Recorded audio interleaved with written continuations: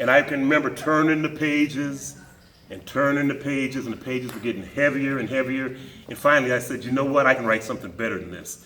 So I started to write. And I did that for 13 years. I practiced. Every day I'd go in there and I'd write. Ended up with a manuscript that was 250 pages long after I left the factory. 250 page long manuscript. Next thing to try to do is to get it. Publishers don't want to hear from you unless you're a movie star or unless you've written a book before, unless you're a famous athlete. So I had to enter contests. I entered 2 different contests. One was a company in Boston, Massachusetts called Little Brown. The other was a company in New York City called Random House. Went to work, went back to work, came home one day. There was a letter on the table from Little Brown. I was a nervous wreck.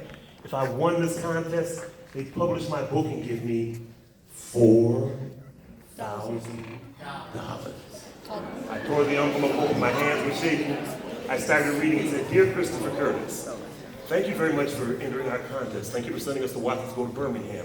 And then it said, you have lost.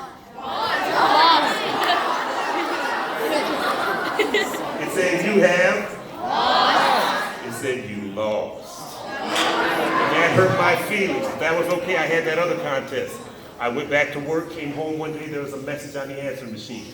It was a woman with a really friendly, happy, cheery voice, and she said, Hi, my name is Wendy Lamb.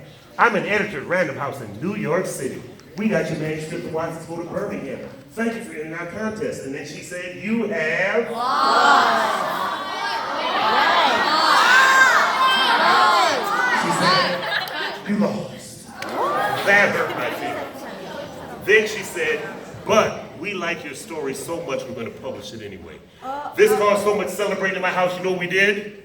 We did something better than party. We went to Red Lobster for dinner.